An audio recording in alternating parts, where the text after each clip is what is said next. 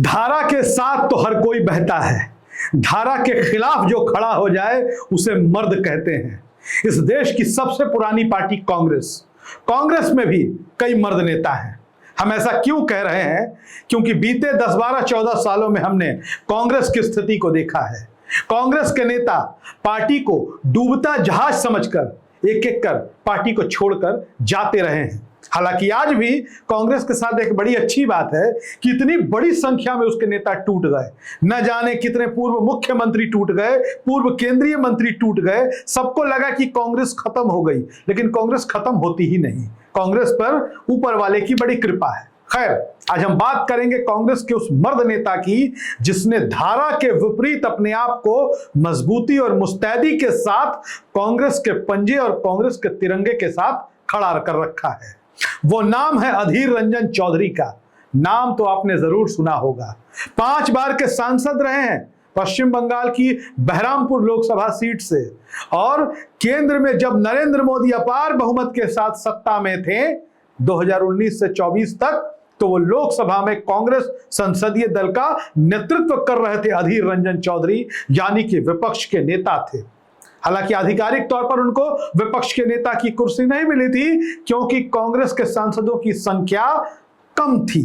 लेकिन वो अधीर रंजन चौधरी जो हमेशा लड़ने की क्षमता रखते हैं, लड़ने का मादा रखते हैं। और पश्चिम बंगाल में आपको बता दें कि चुनाव प्रचार पहले दौर का समाप्त हो चुका है और 23 अप्रैल को पहले चरण का मतदान होना है। यह मतदान 16 जिलों की 152 सीटों पर होगा।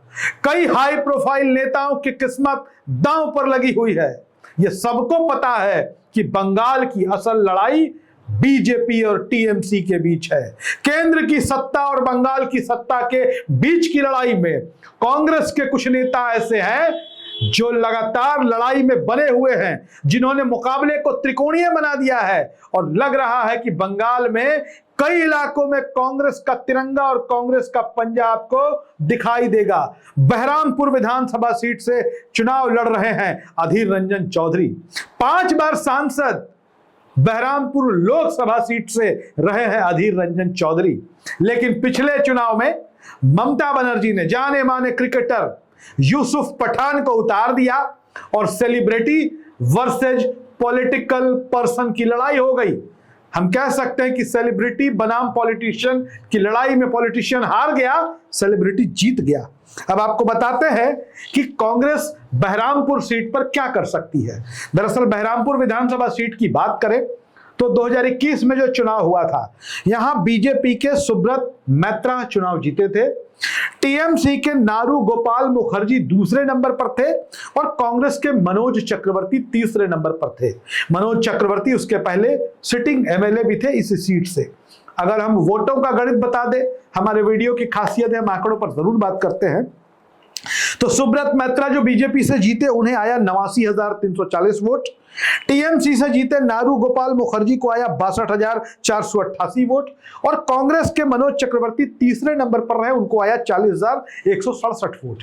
यानी कि आप यह मान सकते हैं कि अधीर रंजन चौधरी और कांग्रेस का इस सीट पर प्रभाव है, इस सीट पर उनके वोटर हैं। क्योंकि जो पिछला चुनाव था जहां कांग्रेस 0 पर आउट हो गई थी बंगाल में, वहां पर 40,000 वोट लाना यह कोई मामूली बात नहीं है।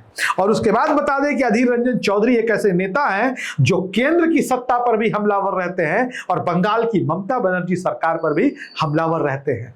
और इसका खामियाजा उन्हें भुगतना पड़ा इस विधानसभा चुनाव के दौरान, जब वो अपने क्षेत्र में प्रचार कर रहे थे अधीर रंजन चौधरी, तो टीएमसी के नेताओं और कार्यकर्ताओं पर आरोप लगा कि उनके ऊपर हमला किया गया। और इस हमले की जब बात सामने आई, उसके बाद अधीर रंजन चौधरी एक बार फिर से फाइट में आ गए। और अभी जो स्थिति है बहरामपुर विधानसभा सीट की, तो सीधी टक्कर यहां पर कांग्रेस के अधीर रंजन चौधरी और बीजेपी के सिटिंग एमएलए सुब्रत मैत्रा के बीच है। टीएमसी फिलहाल यह लड़ाई से बाहर दिखाई दे रही है, क्योंकि अब आप जब अधीर रंजन चौधरी की पकड़ देखेंगे इस क्षेत्र में, गोल हैट लगाकर सफेद रंग का, और कांग्रेस का पंजा वाला पट्टा पहनकर अधीर रंजन जब अधीर रंजन चौधरी जब अपने इलाके बहरामपुर की गलियों में निकलते हैं, वहां के लोगों से वोट की अपील करते हैं, हाथ जोड़ते हैं, तो लोग उनको अपना आशीर्वाद देते हैं। यह माना जाता है कि अधीर रंजन चौधरी दिल्ली के नेता रहे, मतलब राष्ट्रीय कद के नेता रहे कांग्रेस में, लेकिन उन्होंने अपनी जमीन को नहीं छोड़ा है। और आप समझ लीजिए कि पश्चिम बंगाल की मुख्यमंत्री ममता बनर्जी, जिन्हें बंगाल की शेरनी कहा जाता है, और भाजपा उनसे लड़ रही है केंद्र की सत्ता के दम पर, लेकिन अधीर रंजन चौधरी के पास न सत्ता है न संसाधन थे। वो अपने राजनीतिक हैसियत की बदौलत, वो अपने जनाधार की बदौलत ममता बनर्जी सरकार से निरंतर संघर्ष करते रहे हैं। ममता बनर्जी के साथ कई मुद्दों पर उनके मतभेद रहे हैं, और शायद यही वजह है कि अधीर रंजन चौधरी जैसे नेताओं की वजह से वहां टीएमसी और कांग्रेस में गठबंधन नहीं हो सका। हालांकि बंगाल अब नई राजनीतिक यात्रा पर निकल चुका है। बंगाल में एक बात याद रख ले कि अगर बंगाल में इस बार बीजेपी के पास सब कुछ है, बीजेपी की मदद में कौन कौन खड़ा है इसके बारे में बताने की जरूरत नहीं है। अगर बंगाल में इस बार बीजेपी की सरकार नहीं बनती है तो आने वाला वक्त उनके लिए बहुत अच्छा नहीं होगा। मतलब राजनीतिक रूप से हो सकता है कि बंगाल की सियासत से बीजेपी आउट ही हो जाए, क्योंकि सीपीएम, कांग्रेस, इन सबका इतिहास रहा है। लंबे समय तक सत्ता में रहने के बावजूद एक विधायक के लिए तरस रहे हैं ये लोग, और भाजपा तो वहां विपक्ष में ही है।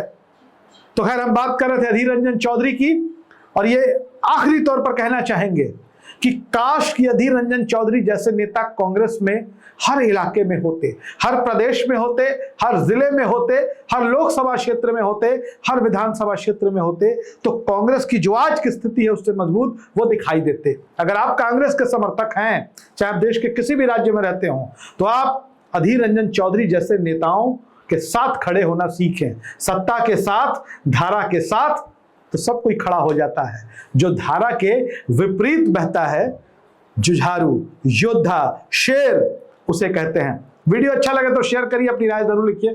धन्यवाद।